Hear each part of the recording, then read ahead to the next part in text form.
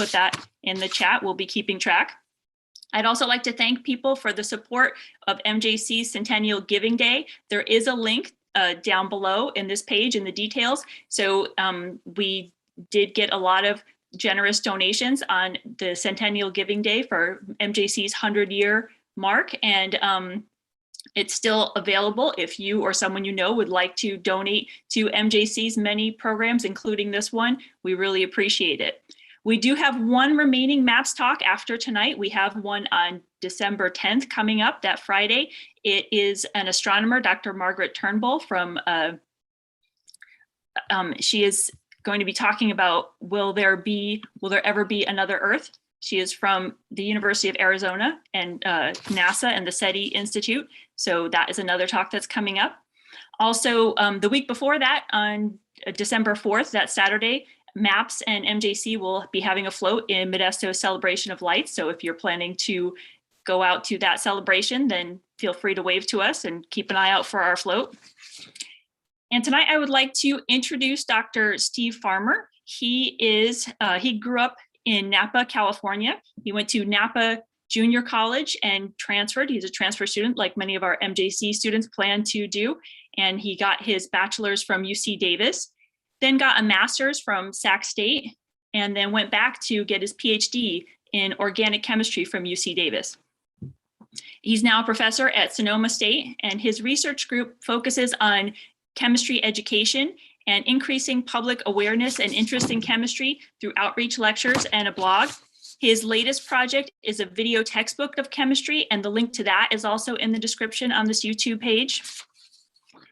He does have some additional facts that he is helping to share with us. He's quite proud of being a first-generation college student. He gave up a career in skateboarding to become a chemist, so that's pretty impressive. He has ninja training, though no one seems to believe that. He holds a confirmed world record high score in a video game. He's quite good at card magic, but has no intention of quitting his day job. And he has recently taken up playing the harmonica. But tonight he's going to talk about some of the chemistry behind candy and a lot of the fun things, the chemistry that we find in our everyday lives. So welcome, Dr. Stephen Farmer. Thank you so much for joining us. Oh, wow.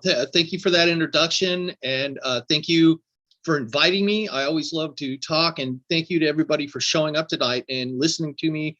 I always take it very seriously when people have given their time to me, and you've given me, about an hour, and I plan to teach you something and hopefully share my love of chemistry with everybody listening in tonight. So I always like to take a second and just to mention why am I doing this. Many of this is, I went through and got a degree in chemistry, got my PhD in chemistry, and then when I got out, I started experiencing science in everyday life, and I realized how little I actually knew about the chemistry that's going on in the world around us. And trust me, it's everywhere. And part of what I like to do is share many of the things that I found. So almost everything that I talk about are things that I learned after I got my PhD, that I realized this, and I said, well, if I don't know it, then most people don't know it. And so I try to share these things with you. And with this, part of it is that the things that I like talking about are everywhere. And that's always one of the things that I heard as a chemistry professor is people don't think chemistry really applies to their everyday life. And I couldn't disagree more. It's everywhere, and it's almost in everything that you touch. And this is what I like to share is that chemistry is part of your everyday life. And in this case, I'm going to talk about candies that just about everybody has eaten at one point in their life. They have fascinating stories behind it, but most people don't understand the chemistry behind it. And that's what I want to share. And like I said, part of this to share this, and then part of this is to, show that chemistry is very, very exciting. And we were just talking about that me as a first generation student, that when people would come and talk to me and share their passions with science, it really had a big effect on me, and it helped me further my career. And this is part of me paying it forward and sharing the things that I think are very passionate and interesting to basically anybody who will listen to me. So like I said, this is really exciting for me. So what I want to start with is why are junior mints shiny? And I always like to have summarize some of these things in kind of a basic story or a basic question. And I think, once again, most people have eaten junior mints at one point or the other. And one of the things you notice here when you look at junior mints, they have this very shiny coating on them.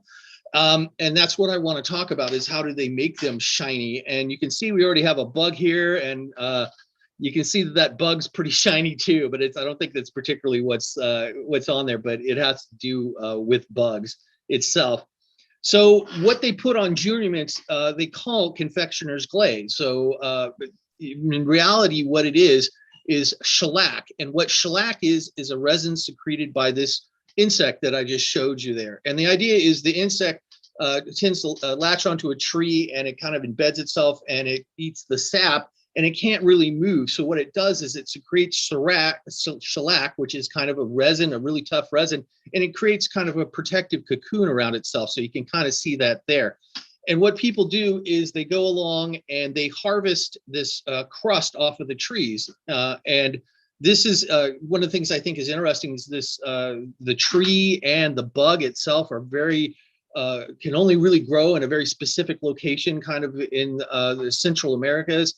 And they've tried really hard to move the tree and the insect away from that, but they have such a symbiotic relationship that they can't do it. And so they have to grow it in this one particular area. So shellac is something that they've used quite a bit. It was kind of the beginnings of a plastic, and it was actually the first people trying to making an artificial polymer were trying to mimic shellac, and they wanted to come up with a way of making the equivalent of shellac without having to use the bugs. But the idea here is they use it for confectioner's glaze. They use it as a coating, and that was mainly, if you heard of it, shellac is something that they used to put on furniture to make the furniture shiny. They don't use it anymore, really. But that's when I hear the word shellac, that's what I think is they put the layer on furniture and then they polish it and it gives it this shiny coating.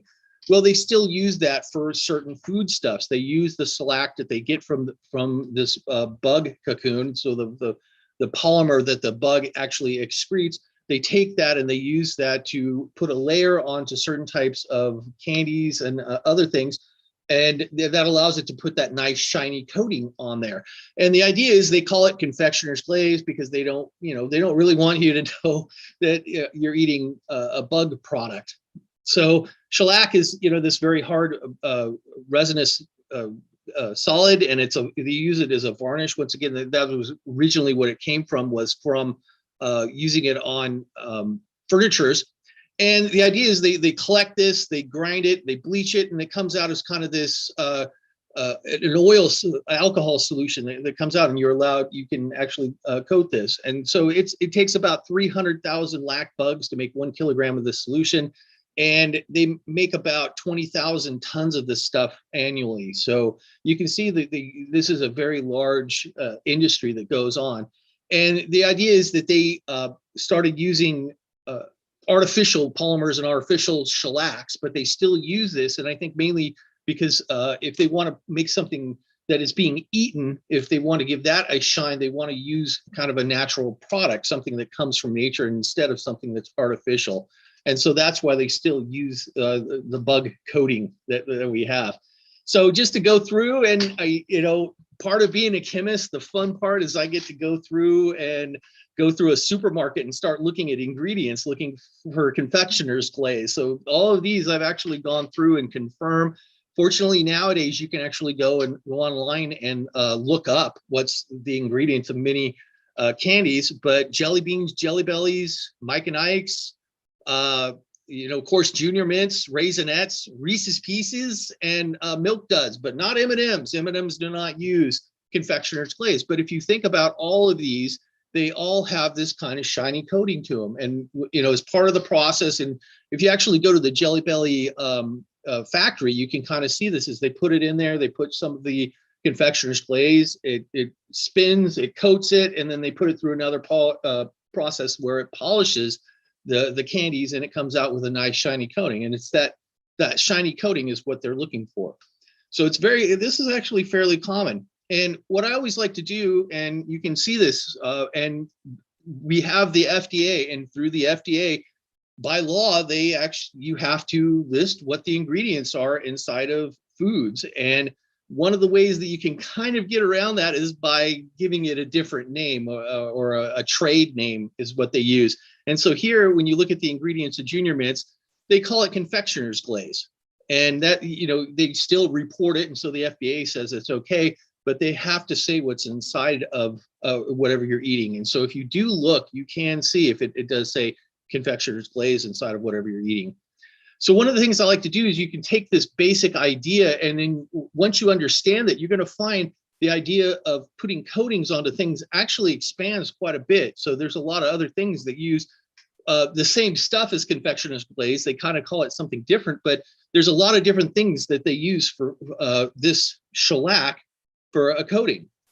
And so one of the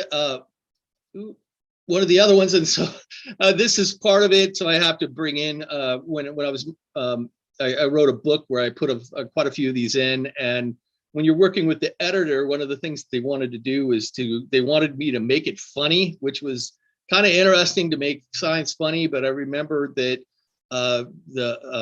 I've seen many cartoons that are actually quite humorous. So this is one of the ways I made it funny is by writing my own cartoons. And you can kind of see why they call it pharmaceutical glaze, is because if you were reading it and they called it what it really was, which is bug secretions, I don't think people would be quite so into buying it and eating it. So that's why they call it pharmaceutical glaze.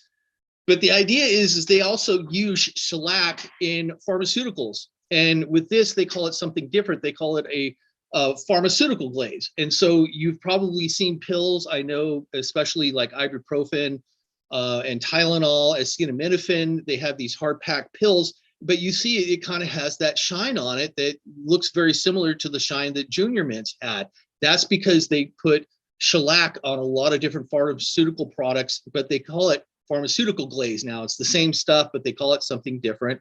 And they do this for a number of reasons, mainly to give it an appearance, to give it that shiny coating, which looks good, but it also acts as a protective coating. It protects it from moisture, gives it a longer shelf life, and it also makes it easier to swallow. So this is another thing. And as part of this, I like to share this in terms of just having the knowledge that there's really nothing wrong with eating shellac. It's a bug product, but people eat bug products all the time. But I'm not going to say that there's anything particularly wrong with it. But if I know some people have dietary restrictions, and that it's important to know these kind of things. So I don't think there's anything wrong with it. But what I like to do is to make sure people make a informed decision about the things that they do. So this is one of them. And the same way, they call it pharmaceutical glaze. And if you look on there, it will say that it's part of the ingredients inside of the actual drug that you're using. So another place that bugs show up, and like I said, it's been quite traditional that eating bug products is fairly common. Another one is in the food dye called carmine. So it's a bright red pigment. If you go back, the pigments or dyes are right at the very beginning of chemistry. In fact, the very beginning of the chemistry industry was related to the development of an artificial dye called mauvine.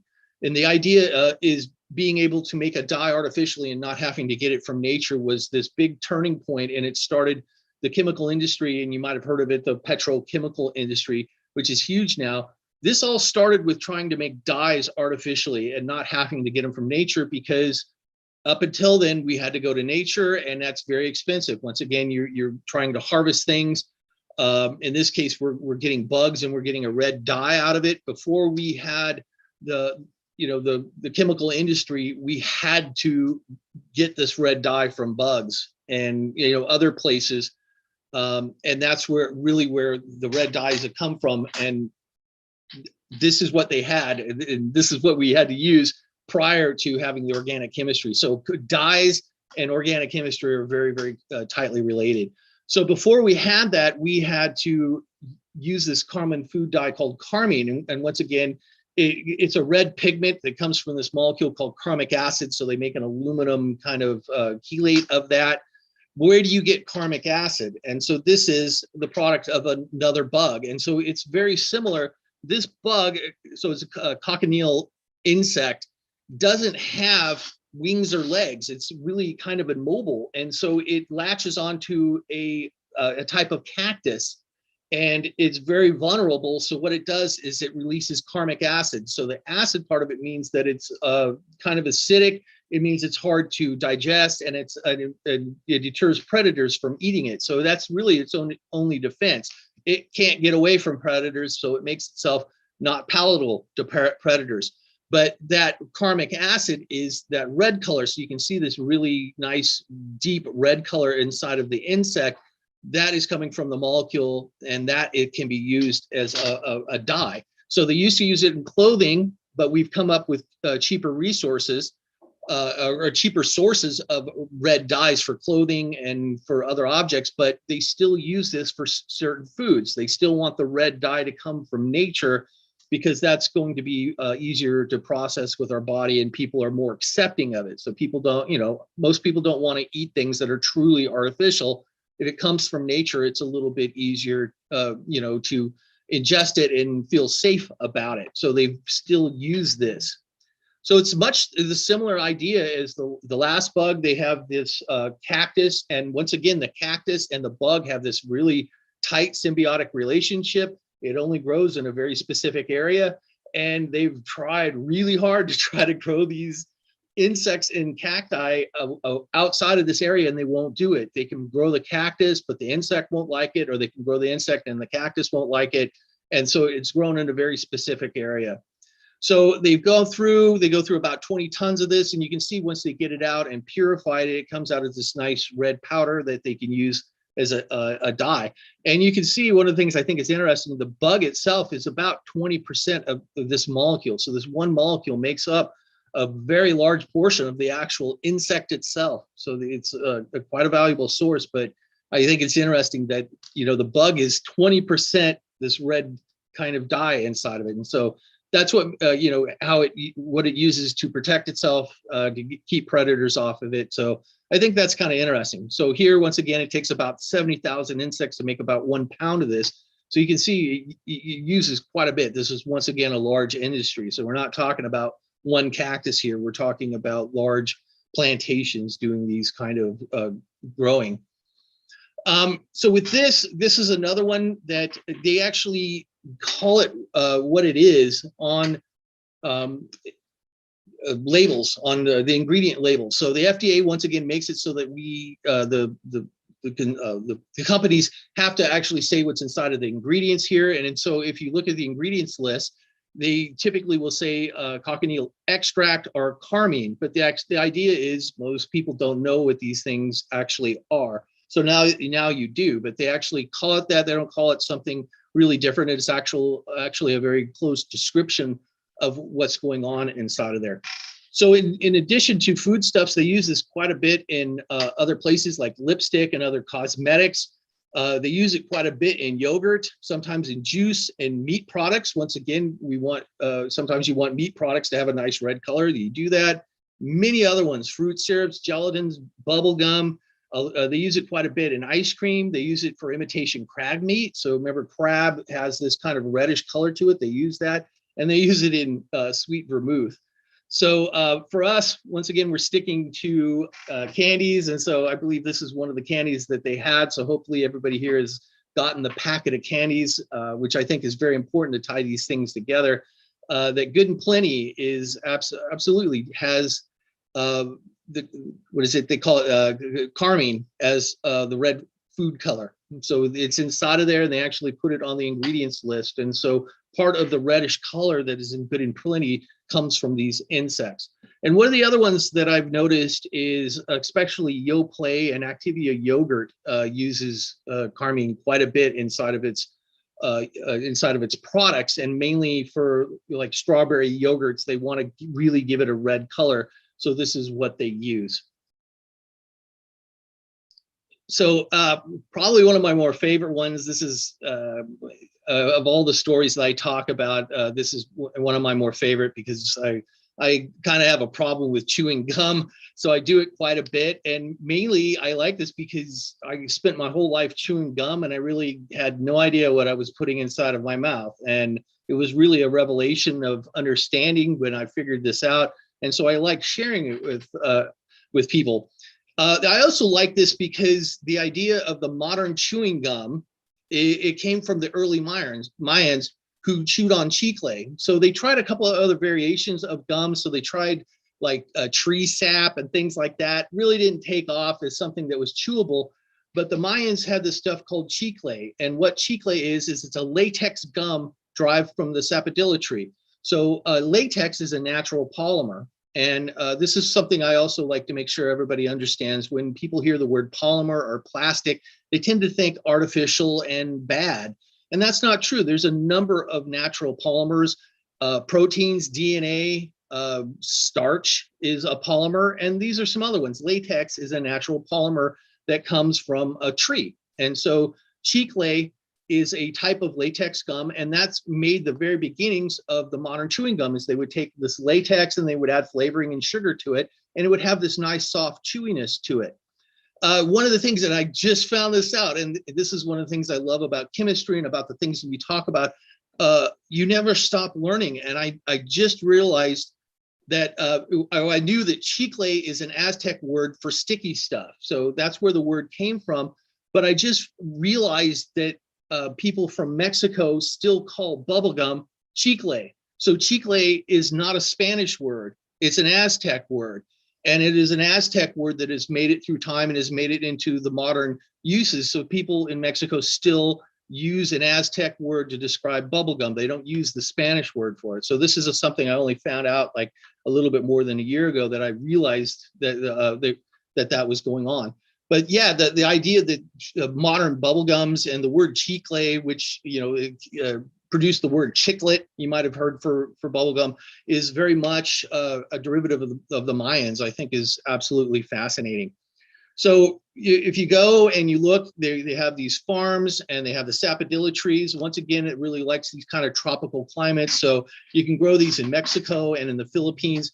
And they harvest the sap very much like they harvest maple syrup. They go and they cut the tree. The sap of the tree kind of drips down and it collects in the bottom. And then they take that collected sap and they process it a little bit to turn it into the latex. And this is the idea. Why does the tree do this? Is it's almost like a natural Band-Aid. So if a branch was to break, the sap would leak out and then seal the end of the branch and then prevent insects from attacking the vulnerable parts of the tree. So this is something that the tree just developed over itself. And now the human beings go through and collect these and use this mainly for making bubble gum.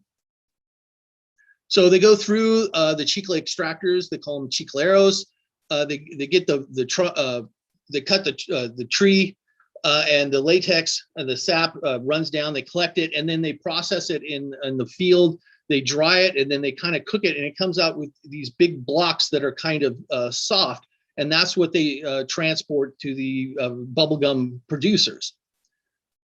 And so, but that was where the beginning came from. So the very beginning is a bubblegum where it became popular. Bubblegum, the chewy stuff, the sticky stuff from bubblegum came from the sapodilla tree, was chicle, was the sticky stuff. But that was in the very beginning. And what's happened in the last 100 years is people have, really started chewing gum. Chewing gum is a very popular thing and is a huge business. So in 2006, we have gone through over $100 billion worth of gum. We go through about 145,000 tons of gum in 2012. And if you think about it, that much gum being chewed, we can't get all the chewing gum from the tree. And so this is something, and if I was doing this live, I would try to get people to answer me verbally, because I love some of the answers I get. But the answer is where does all the gum coming from? So the gum that you chew now, if you go to the store, you buy chewing gum, the sticky stuff doesn't come from the sapodilla tree anymore. It's not chicle anymore. And one of the things I like to share is what is it and where does it come from? And the idea is, where do you get 145,000 tons of anything? And so that's the problem. We can't get all the sticky stuff we need to produce all the gum that the world uses from the sapodilla tree. There's just not enough trees. The trees don't produce that much. And so they started using something else to make the sticky stuff for gum. And the idea is, where does all the gum come from? And this was something that I didn't know, and I like to share. And, you know, even after I found this out, I'll admit I still keep chewing gum. But modern chewing gums come from petroleum. And so most people understand that polymers and plastics come from petroleum. And if you think about it, chicle, the stuff that you use modern gums, is a type of polymer. So it makes sense, if you want a large amount of a cheap substitute for chicle, you're going to go to petroleum. You're going to use petroleum-based polymers as a replacement. And that's exactly what they've done. So if you take petroleum, you process it, most of it goes to make gasoline, but some of it, you have these remaining carbon-based molecules. And they use this for, once again, the petrochemical industry. So they go and they make pharmaceuticals and all this other stuff, but they use that base, whatever's left over, to make polymers. And they take those polymers and they use that as the gum base for chewing gum. So when you're chewing gum nowadays, you were chewing on the results of a polymer. That stuff, whatever you're chewing on, was at one point under the ground in the form of petroleum. And now they've pulled it out, processed it, polymerized it, add some sugar and add some flavoring, and now you're chewing on it. And that's really what's going on. And so this is, you know, kind of what I didn't understand. And once again, with the FDA, they have to say what's going on in there. And this is one of the ways that companies can get around having to having to say what's actually inside of certain products, is they call it like a company secret. It's a trade secret. And so all they have to do is call it a gum base. So the chewing gum companies aren't going to tell you that this comes from petroleum. What they're going to do is call it a gum base. The FDA, they have to tell the FDA what is in the gum base, and the FDA makes sure that that's safe for us, but they don't have to tell us what's inside of there. And actually, it's very difficult to find out what is inside of the gum base. So I have some ideas about what it is, but it's a very closely guarded secret about what is truly inside of the gum base that they use for most modern gums. So, so this is what they do, is they use this as a substitute, and they get this synthetic derived polymer, and they literally just add sugar and flavoring to it. And it looks very much like chicle. It's not exactly the same, but they mix these polymers together to mimic chicle very, very well. So one of the polymers that are in there, so we understand these polymers, one of the polymers that is inside of the gum base is isopolybutylene, which is they use for bicycle inner tube tires. So this is one of the polymers that are inside of the gum base. One of the other ones is polyvinyl acetate that they use for Elmer's glue. And so I like to describe modern chewing gums as if you take a bicycle tire and add some Elmer's glue to it, and then add some sugar and flavoring to it. That's kind of what you're chewing on. And if you think about it, the chewiness of modern gums is a little bit less than a bicycle tire. So that's kind of, it makes sense about what you're eating. So, but what I did know is, remember that the original gums were from chicle.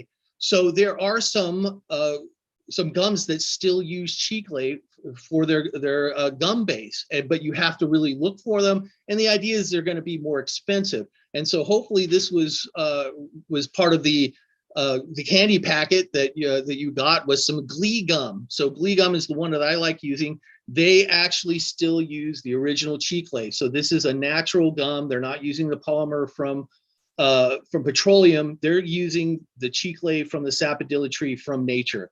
So Glee Gum is one, Xylochew and Simply Gum is another one. So Glee Gum it looks like a chiclet, and it's probably the closest to modern gum. One of the things I like to tell people, if you really are interested, there's this other stuff called Simply Gum, where when you get it, it is literally just a piece of chicle with some flavoring on it, and you can really taste the chicle itself. And I describe it as being a little bitter, almost like tea. And so it has like a really interesting flavor to itself beyond what they actually add to it. And then what I always like to say, as a sort of a connoisseur of bubble gums, the chew is really, really good. It's a little more firm, but it's softer than the modern polymer-based gum bases. So it's really interesting. And then I also say that the flavor doesn't last very long, so that's kind of true, but it does have a better chew, and I will say that. but it's something, if you really like chewing gums, you definitely should take a moment and try one of these and see what the difference are. And you should be able to find these in most stores. They're not that hard to find, but you have to go and look for them. Like 99% of chewing gums are petroleum based. Okay, so the last one, I'm going to talk about high fructose corn syrup. And this is another one that I like to share with people. One of the things I like about being a chemist is going and becoming a chemist, explain some questions that I had as a child. And I think that's fascinating. And high fructose corn syrup, some of you might know, but some of you might not, actually came around in the 80s, and I was around in the 80s. So I was here for when our society switched from sugar to high fructose corn syrup. And that kind of fascinated me, and I had a lot of questions about it, but I had no way of finding out about what high fructose corn syrup was. I didn't find out about this until I was teaching class here at Sonoma State, and actually one of my students said, what's the deal with high fructose corn syrup? Or, what is that? And I said, I don't know. I'm going to go look it up and find out. And come to find out, it's absolutely a fascinating story. And one of the things I think is fascinating about it is chemistry is going to actually intersect with economics, and that has a huge effect on society. And so chemistry is tied together with everything. It's tied together with economics. It's tied together with laws and in society. And I really love talking about where these things intersect. So here's where science or chemistry has had a huge effect on society and our ability to be able to make high fructose corn syrup. So high fructose corn syrup was deemed as being safe in 1983, which I absolutely remember that date. And then after that, it has become one of the most successful food ingredients in modern history. And that's what I want to kind of end up talking about, is about high fructose corn syrup. So right now, just Americans, consume more high fructose corn syrup than regular sugar. And I think that's kind of interesting. Why is that? And more importantly, how does that, affect things? How does that affect American society? But you notice it's just Americans. Other countries don't have, or they don't use high fructose corn syrup that much. And if you're interested, what's high fructose corn syrup? It's a liquid. And if you've ever seen KO brand corn syrup, that's kind of what high fructose corn syrup is. It looks very much like that. It's a thick syrup, and it's very, very sweet. And that's the big difference between high fructose corn syrup and sugar. High fructose corn syrup is a liquid, sugar is a solid, and that has a big effect on things. And the liquid part of high fructose corn syrup has allowed us to come up with a number of products that have only been around since the 80s, since we've had high fructose corn syrup available. So that's really it. It's a corn syrup that's made, it's a sugary syrup that's made from corn. And one of the things I think is interesting, well, I've eaten corn and I don't think it's particularly sweet, and I don't think that it would make, how do they turn it into something that they can use to sweeten like soda or candies? And that's one of the things I think is interesting, because corn doesn't necessarily taste that sweet to me. But that's what high fructose corn syrup is. It's just a syrup. And in 1983, America basically stopped using sugar and started using syrup. So why did we do this? And this came about from the brands of sugar, especially C&H sugar, the internal brands of sugar producers lobbied the government, and the government started putting tax tariffs on imported sugar. So what the American sugar companies did is they made it very difficult to import sugar into the United States. And if you did import it, they made it so that it was very, very expensive. And so what that did, it allowed the American companies to start charging more for their sugar. So because you had nowhere else to go. Beforehand, if the American sugar producers said, oh, well, I'm going to charge $2 a pound, they say, well, I'll go and get it from the Philippines or get it from Mexico. And so they essentially eliminated that. They made it so that if you tried to get it from outside of the country, there was these huge tariffs, and it became very, very expensive. And then that allowed the American companies to raise their price. And so literally inside of the US, the price of sugar is twice as expensive than the rest of the world. So sugar is very, very expensive inside of the United States. And what happened is there's these companies like Coca-Cola and Pepsi that use a lot of sugar. And so when this hit, your foundation ingredient to one of your products is just doubled. That's not going to work out. And so what happened is a lot of these companies that use sugar looked for a sugar alternative. They looked for something else that they could use to sweeten their product, but it wasn't sugar. And this is where high fructose corn syrup came about. And the last time I checked, this is still true. The price of sugar inside the United States is still, it's artificially inflated. It's not following the supply and demand that we normally have. It's artificially too expensive. And so that's what caused all this that we're going to be talking about here. So that's why they started using high fructose corn syrup. But what I think is interesting, and this is where we get into a little bit of chemistry, is how do you make high fructose corn syrup? And this is why it's so cheap. And this is one of the ideas I want you to understand right now. High fructose corn syrup is cheap to make. Why? Because they make it out of corn. And corn is very, it's actually artificially cheap inside of the United States. The government subsidizes it. So they pay people to grow corn, even if they can't really sell it anywhere. It's just, we want to have this corn base just as a protection. So corn is very cheap. And so what these consumers that use sugar did is they took corn and they used it to make a sweetener that they could use for their products. And in doing that, they made something that was very cheap. So how do you turn corn into something sweet? You have to remember, corn is a high starch food. And what a starch is, or what starch is a polymer of glucose. So glucose is a sugar, but when you link it together, so starch is a polymer of glucose. So you take multiple glucose molecules and put them together, then you have starch. But when you eat that, it doesn't taste sweet because it's not really a sugar, it's a starch. And so our bodies process it, our tongues feel it differently. But if you can cut out and break it apart, you have a sugar. And so that's the first start, is they take corn, they process it, they get the starch out, and then they take the starch. So you can see here, it's a molecule of glucose and it's repetitive. They give it to an enzyme. The enzyme kind of chews it up and it breaks it apart and it makes glucose. And so now you have a bunch of glucose, and glucose is a sugar. And so now you it starts tasting sweet. But remember, we said high fructose corn syrup. So why is it called high fructose? Because if we take starch and break it up, you make a bunch of glucose, but we don't want just glucose. We want to make a 50-50 mixture of fructose and glucose, because that's really what sucrose is. So sucrose is sugar. And if you talk to a chemist will say there's a bunch of different types of sugars. But in reality, when we talk about food, there is really only one sugar. So if you read an ingredient list and it says the word sugar on it, they're talking about sucrose. And sucrose is two monosaccharides, or two individual sugars put together. And those two individual sugars are glucose and fructose. And so we want both of those. So we have plenty of glucose, but now we need to make fructose. And so that's the next step that they do, is they take this glucose that they got from breaking up the starch, they give it to another enzyme, and then the glucose turns into fructose.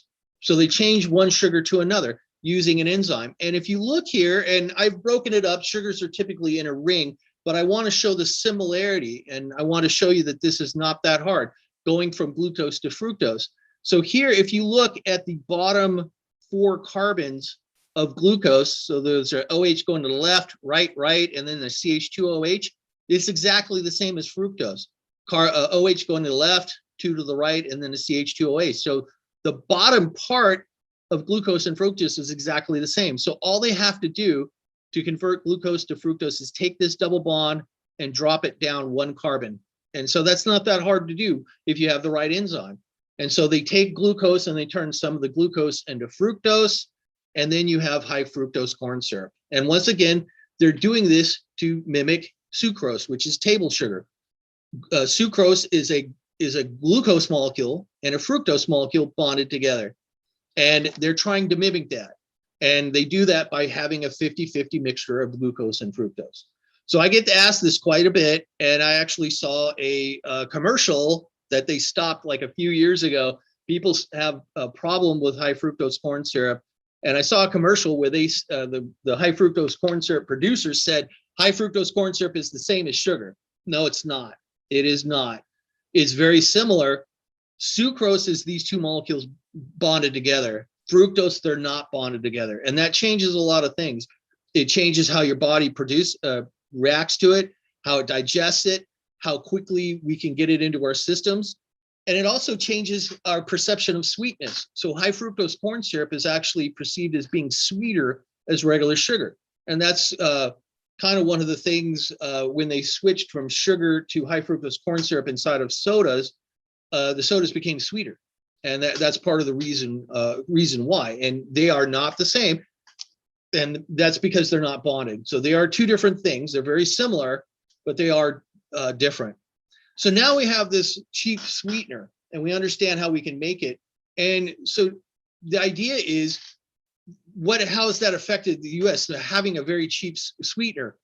And the idea is how that has affected things is people who make foods have put the sweetener into everything.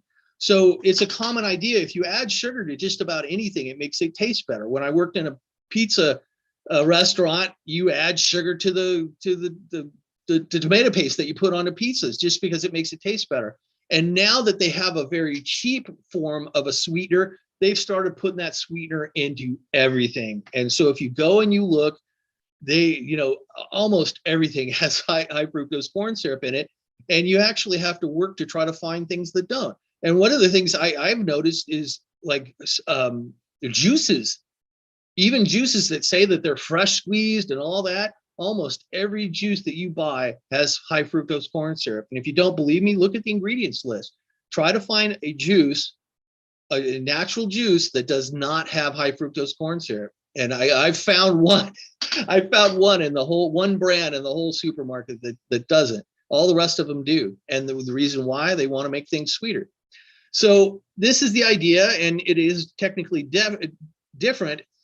And you've noticed that since the 80s, since the high fructose corn syrup has come out, in America, we've had a problem with adult onset diabetes, and we've also had a problem with childhood obesity.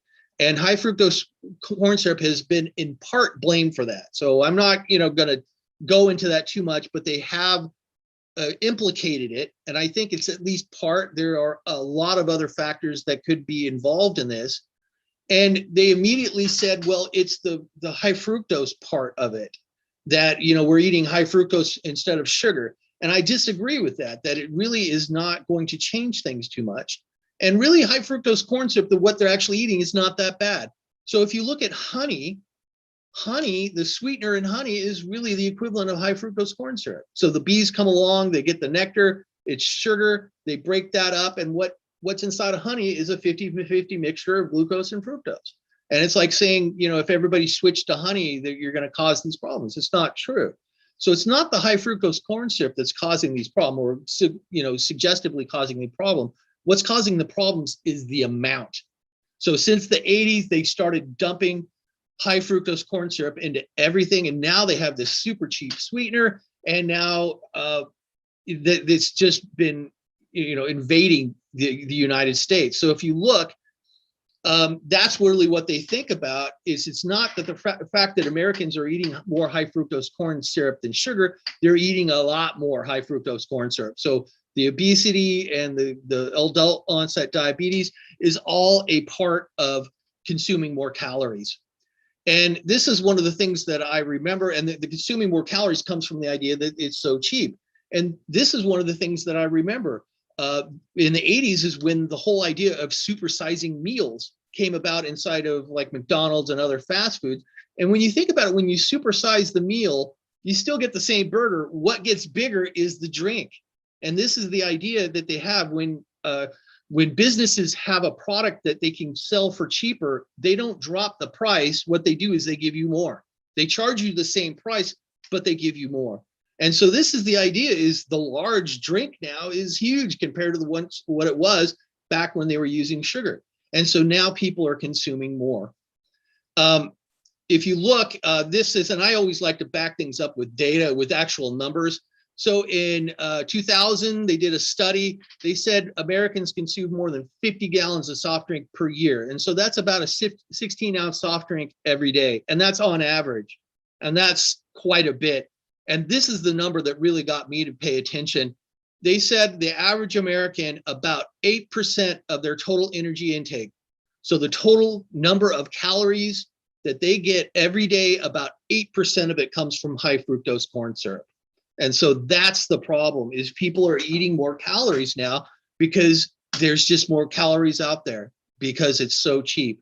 And one of the other things I remember is with the advent of high fructose corn syrup, that's when the Big Gulp came about. So in the 70s, 7-Eleven didn't have a Big Gulp. It was after this happened that they started having this ultra big sized drink. They didn't have a Big Gulp. Nobody could drink a 32-ounce soda before 1983. It was unheard of. And it was after that, that's when 7-Eleven started selling these gigantic sized drinks. Why? Because it's dirt cheap, and they can sell it. They sell it for the same price. They pay less, so they turn a profit. And so this is where that's coming from. And so with the high fructose corn syrup, they put it into everything. But in terms of some candies, the ones that make it, just about anything that's gummy is made from high fructose corn syrup. And that's a product that came about because of the liquid nature of high fructose corn syrup. We didn't have gummy anything prior to 1980, because you can't really make a gummy product out of sugar because sugar's a solid. You can make a gummy product out of high fructose corn syrup because it's a liquid. And so that's where, in the 80s, that's where all the gummy products started coming out. It's also where soft baked cookies. So if you remember, you go into the store and they have soft baked cookies. They didn't have that prior to 1983. You can't make a soft baked cookie with sugar because it's hard. I mean, unless you make them fresh and right out of the oven, they're nice and soft. But in terms of a box, they have to use high fructose corn syrup to make a soft baked cookie. And it was after the 80s, after the introduction of high fructose corn syrup, that soft baked cookies came around. So another one is corn candy is almost pure high fructose corn syrup. And it's kind of a double strike against it because they use confectioner's glaze on corn candy. So if you see candy corn, it has that nice shiny color covering on it. That's because they use the shellac, the confectioner's glaze on it. So it actually has two strikes against it. It has the high fructose corn syrup and it has the confectioner's glaze. And I think I have a couple more minutes, like one more minute. The main thing here, and the other problem I have is I love soda pop, and let me tell you, I know exactly when the soda switched from high fructose corn syrup, from sugar to high fructose corn syrup, because the soda started changing differently. I remember that quite distinctly. I'm a big Coke drinker, and I remembered when it switched because as soon as I took one sip, I said, "There's something different here," and I looked at the can and I said, "What's high fructose corn syrup? That's not sugar." And that's the change. So if you like drinking soda, go and try whatever product that you have, whatever you like, 7-Up or anything like that. Try it with sugar. And to me, it's much, much better. And one of the things I think is interesting, if you like Coke from Mexico is made with sugar. So you go that's what I love whenever I get Mexican food, I always buy a Coke in a bottle. And typically if they're in a bottle, they're typically made with the sugar, not the high fructose corn syrup. But you say, why does Coke from Mexico use the regular sugar? Well, remember, it's a problem in the US. The sugar inside of the US is twice as expensive. Other countries don't have that problem. Other countries don't need to use high fructose corn syrup because sugar is at a relatively low cost. So Coca-Cola made in Mexico just uses sugar. They don't have to use high fructose corn syrup because they don't have the lobbying problems that we have here in the United States. All right, so I believe that's what I have here, and hopefully I at least expanded some. And what I like to do is with these talks is just to make people think. I really don't try to give hard-in answers about things. What I want you to do is to think about these things and go and investigate it for yourself. And, once again, there's really nothing wrong with high fructose corn syrup, but it's your decision if you want to eat that or try to cut down on it or to only use sugar-based products. What I really like to do is I want to make sure people make educated decisions. So I want you to know what's in there and kind of what's going on, and then you can make your own decisions or investigate further and make an educated decision about what you end up doing. But what I like to do is share. So I really appreciate everybody paying attention, and I really hope that you were able to get the candy samples that they handed out, because they're examples of everything that we were talking about. If not, go out and get some of these things. Go buy a Coke made from sugar. Go get some Glee Gum made from the chicle, and actually experience some of these things that we've talked about. All right, I think that's it. So do we have any questions from I know there's a live audience. I love questions, and like I said, hopefully this has gotten you to at least think about some of the things that you see around. All right, well, we have a couple of questions in the chat. One of them was, I don't know, you're talking about the effects on people's health having so much high fructose corn syrup. There's somewhat related question. Jeff asks, your blood sugar level is increased more rapidly when you eat certain foods, but less rapidly when you eat other foods containing the same amount of sugar. Yes. And do you have any thoughts why that could be? So high fructose corn syrup is pre-digested. So the idea is after you eat sugar, the first thing your body does to digest it is it breaks it apart into glucose and fructose. So that's why it's not really that bad, because the first thing your body does is turn sugar into high fructose corn syrup. But the idea that it's pre-digested means that it goes into your body, it gets metabolized, and it goes into your bloodstream much faster. And that's one of the big differences. That kind of, I can kind of believe that might have a problem in that when you drink high fructose corn syrup, it has a quicker onset and you get this sugar rush a little bit quicker. But I still think it's the pure amounts that are causing the problems. But that is absolutely true. And that's one of the things I want people to understand. Your body processes them differently. And that's because the sugar is pre-digested. It's already broken apart. So it's going to go into your bloodstream that much faster. And they've said that because my brother has diabetes.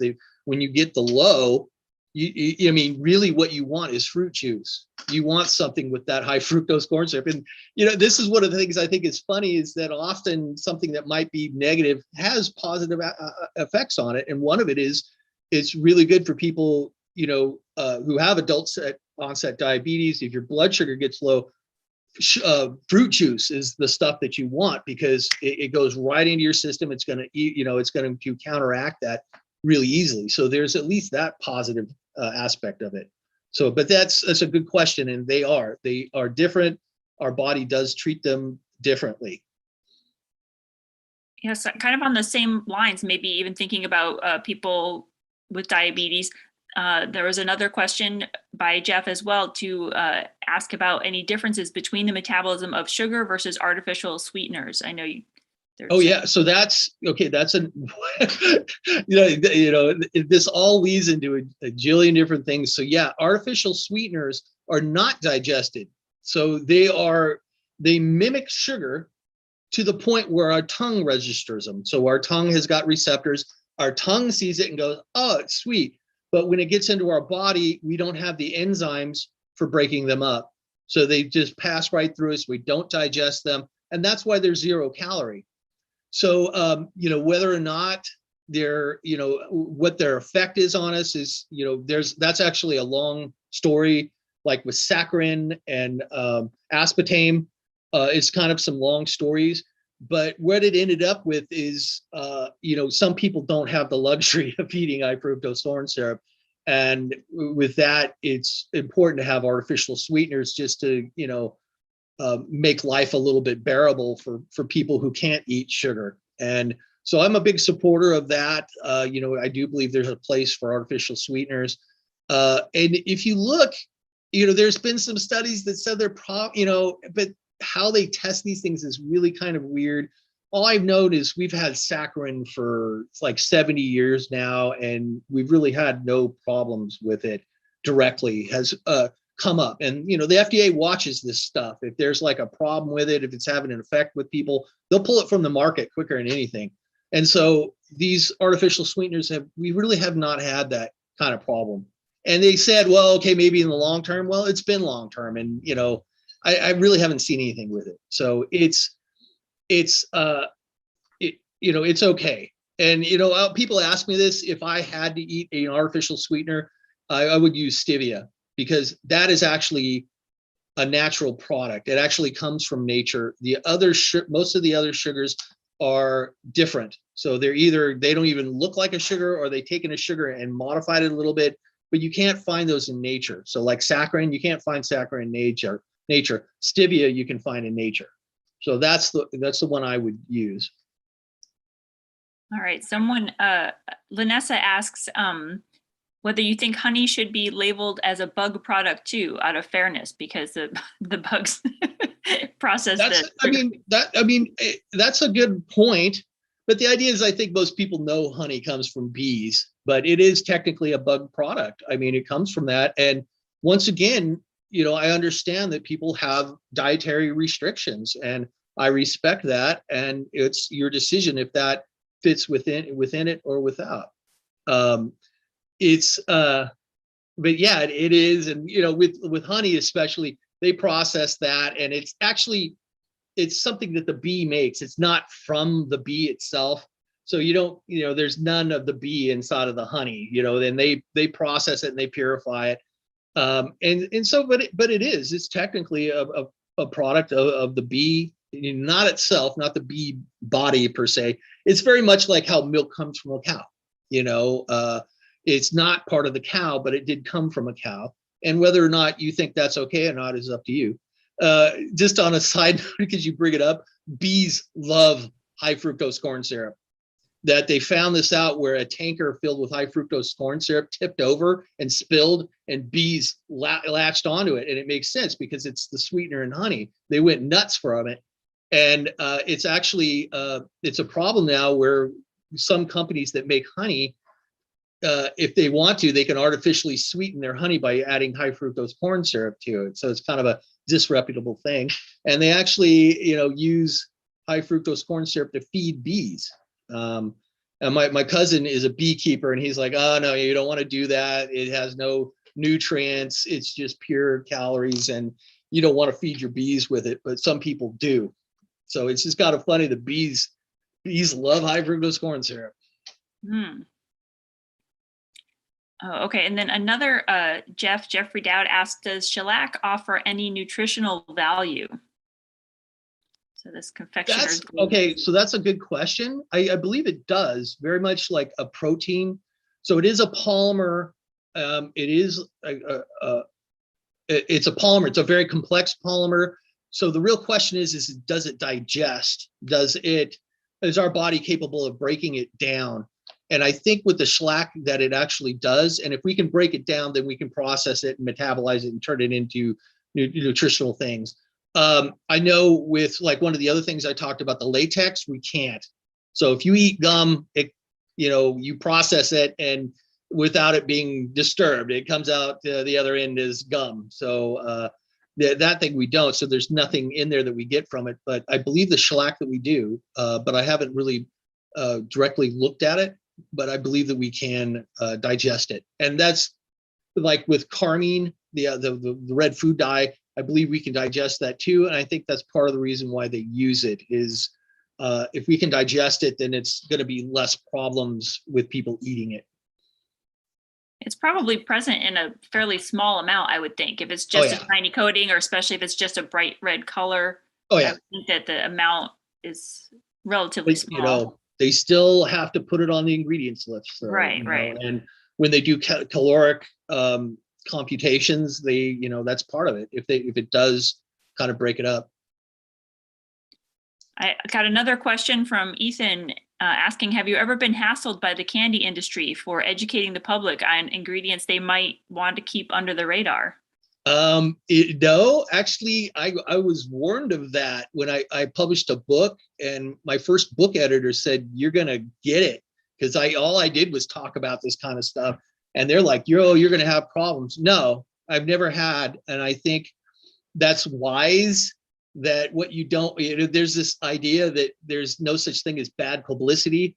What you don't want to do is start messing with me, because then I'm going to go to the news and say, oh, look, I'm the hero here. I'm trying to tell people that, this stuff's, in your products, and all that's going to do is make people think about it. So the best thing that they can do is just, keep it quiet, and technically they're not trying to hide these things. It's very out there, and you can go and look them up, and it's on the ingredients list. But it's just not that much common knowledge. And, I don't think they want to bring any attention to it. And so when people talk about it, they just ignore it. And I think that's probably the right move for them. but not a thing, not even a nasty email or nothing. So And there's a related question, just as you're talking about that, Lanessa was asking if it's required to be on the ingredients list, why does the FDA allow them to be deceitful? It seems like it's not meeting the spirit of the law. oh, okay, that is an excellent question. There's this thing, I believe there's this thing called lobbying. So these big businesses have an effect on laws, and that lobbying has got a huge effect in the U.S. And that's economics, but the idea is so like the people who make junior mints, they don't really want you to know where it's coming from, and so they pay people to go and talk to the people that makes the laws, and they kind of contribute to their campaign, and then they say, oh, okay, well, they can call it confectioner's glaze and everything's fine with that. That's the way our government works. And so we're dealing with these companies that have tons of money, and and I don't want to get too political here, but these companies have an effect on laws and on government, and that's called lobbying. And that's a whole nother debate I don't even want to get into. Is that good or bad? But that's the way things work, and that companies try to make things a little bit better for themselves. But like I said, that that's the sugar companies, they got the price of sugar twice as much. Like, how did they do that? Well, they lobbied. They oh, it's again, I got it there. They talked to politicians and they got it to happen. But let me tell you, that lobbying process is definitely worth you're investigating and reading, because it has a huge effect on our society, and you can decide if it's good or bad. But things like this come out from it all the time, where you're like, I don't know, I don't know if that was too good. That's just the way things work, and I guarantee you that that's probably what happened. Is they got them to kind of bend the rules. They still follow the rules. They just kind of bend them a little bit. Mm-hmm. Okay. I personally was wondering, just because we have this Glee Gum that you're talking about and Simply Gum that still use chicle, and the pictures you showed seemed like it still is being produced. Maybe we don't produce enough to make as much gum as we chew, but I was wondering if you had any idea how much chicle is still being produced and used. I